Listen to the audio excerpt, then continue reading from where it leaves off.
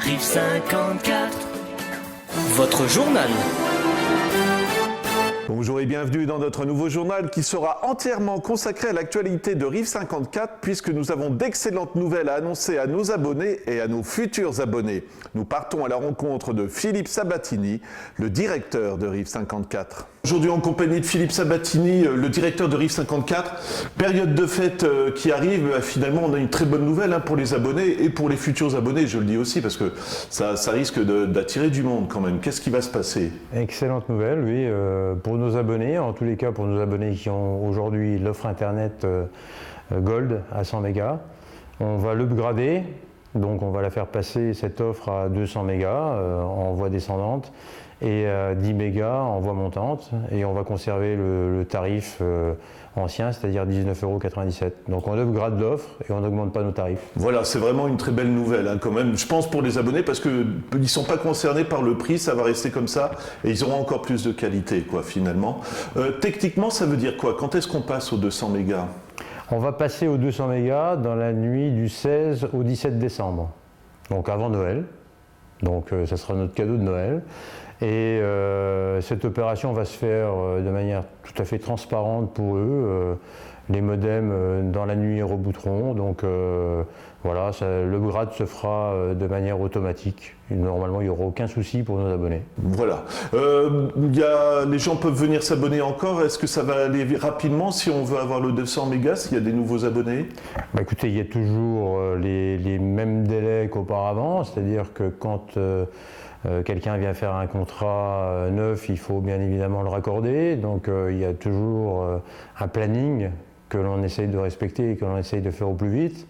Aujourd'hui, on est à peu près à une semaine de délai pour raccorder un nouvel abonné. Voilà. Alors si vous voulez bien, on va en profiter aussi pour faire taire des mauvaises rumeurs qui sont assez agaçantes, moi je trouve.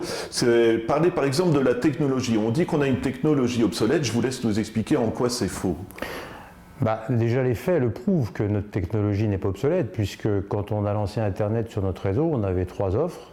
Une offre à 2 mégas, une offre à 8, une offre à 20, qui était l'offre Gold. Cette offre a déjà évolué plusieurs fois, puisqu'elle est passée de 20 à 40 mégas. Ensuite, elle est passée de 40 à 100 mégas. Et aujourd'hui, elle passe à 200 mégas. Et demain, rien ne nous empêchera de continuer à faire évoluer cette offre. Donc autant que je sache, quand on parle de quelque chose d'obsolète, c'est quelque chose qui n'évolue plus, qui ne peut plus évoluer. Donc ce n'est pas du tout le cas de la manière dont aujourd'hui on est en capacité de faire évoluer nos offres. Voilà, et comme vous le dites, moi j'invite les gens à voir un peu l'historique, à la vitesse où on augmente nos capacités. En 1 an ou 2, c'est quand même impressionnant, je pense que vous serez d'accord aussi, Bien évidemment, oui. Rien ne nous empêchera demain, d'ailleurs, avec la technologie qu'on a mise en place aujourd'hui, et avec notre réseau et les équipements qui sont sur le réseau, de faire une offre qui passera de 200 et pourquoi pas à 500 mégas. Voilà, exactement. Puis on invitera aussi les gens à aller voir l'interview d'Antoine Compagnon, le président du festival du cinéma italien Millerud, qui a eu l'usage de Rive 54 pour le festival et qui a été très nécessaire pour eux, tout simplement. Mais je pense qu'il faut le préciser, des choses comme ça parfois. On parle aussi de monopole. Est-ce qu'on a vraiment un monopole? Pas du tout. Sur nos réseaux et sur les communes sur lesquelles on est, on a aujourd'hui des clients qui ne sont pas chez nous, qui sont chez Orange, qui sont chez SFR, qui sont chez Bouygues. Et on n'a absolument pas le monopole de l'offre Internet ou de l'offre triple play sur les communes sur lesquelles on est. Donc on n'est pas en situation de monopole. Le syndicat nous a confié l'exploitation de son réseau, bien évidemment, et donc aujourd'hui on gère le réseau du syndicat Evicom, mais les autres opérateurs ont leur propre réseau et ont une capacité de proposer des offres et raccordent d'ailleurs des gens sur les communes sur lesquelles on est. Voilà, donc chacun est libre de choisir celui qu'il veut, quoi, tout simplement.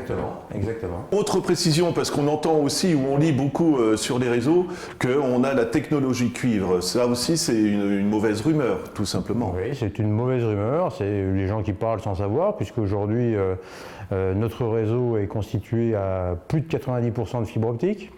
En fait, on a sur nos réseaux et sur nos communes principalement de la fibre. Fibre qui arrive jusqu'à un nœud optique, au plus proche d'une zone d'abonnés, en gros une cinquantaine d'abonnés. Et la liaison finale se ne fait absolument pas par du cuivre, ça se fait par un câble coaxial. Donc on n'est pas du tout dans la même technologie que la DSL. Voilà, c'est la fin de notre journal. Nous vous remercions de l'avoir suivi et nous vous donnons rendez-vous vendredi prochain. Rive 54, votre journal.